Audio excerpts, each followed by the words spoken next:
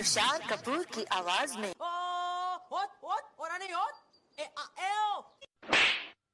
कुमार सानू की आवाज में ओ लड़की आँख मारे आँख मारे ओ लड़की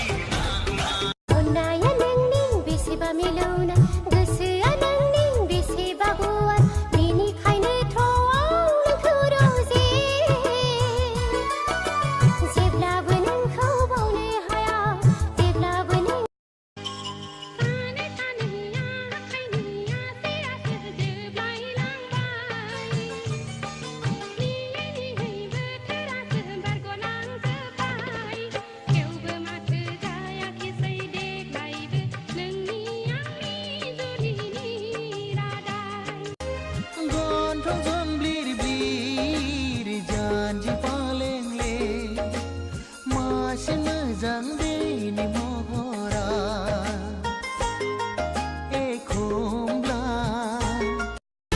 अख्रांनावसो